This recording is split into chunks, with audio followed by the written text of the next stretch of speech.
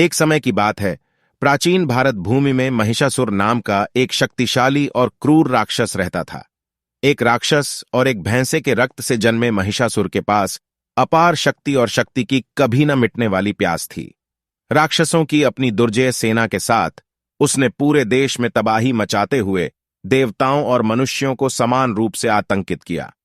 महिषासुर द्वारा किए गए अत्याचारों को देखकर देवता बहुत चिंतित हो गए और उसे हराने का उपाय खोजने लगे।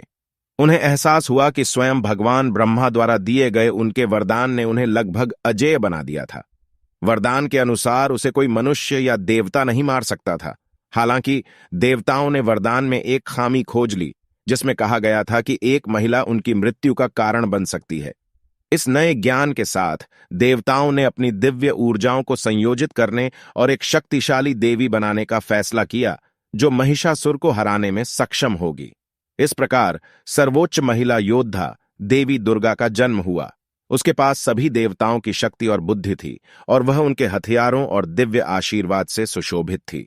अपने भव्य सिंह पर सवार होकर दुर्गा ने महिषासुर और उसकी राक्षसी सेना के साथ निडर होकर युद्ध किया। जैसे ही लड़ाई शुरू हुई, पृथ्वी कांप उठी और आसमान गरजने और बिजली गिरने से गड़गड़ाने लगा। महिषासुर ने दिव्य देवी के आगमन को देखकर उसे चुनौती देने के लिए विभिन्न रूप धारण करके अपना क्रोध प्रकट किया। निडर होकर दुर्गा ने महिषासुर के लगातार हमलों के खिलाफ बहादुरी से लड़ाई लड़ी। प्रत्येक प्रहार के साथ देवी मजबूत होती गईं। उनकी दिव्य ऊर्जा उनके चारों ओर फैलती गई। महिषासुर की राक्षसी सेना का उसकी ताकत से कोई मुकाबला नहीं था, क्योंकि उसने आसानी से उन्हें एक एक करके परास्त कर दिया। अंत में महिषासुर ने अपने असली भैंसे रूप में बेजोड़ क्रोध के साथ दुर्गा पर हमला किया। लेकिन देवताओं की शक्ति से युक्त देवी ने एक निर्णायक प्रहार किया और राक्षस का सिर उसके शरीर से अलग कर दिया। एक जोरदार गर्जना के साथ महिषासुर पराजित हो गया और उसके आतंक के शासन का अंत हो गया। देवताओं और मनुष्यों ने बुराई पर अच्छाई की जीत का जश्न मनाते हुए खुशी मनाई।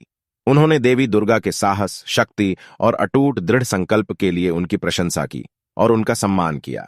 विजय का यह दिन विजयादशमी या दशहरा के रूप में जाना जाने लगा। यह महिषासुर की हार और धार्मिकता की जीत की याद में मनाया जाने वाला त्योहार है।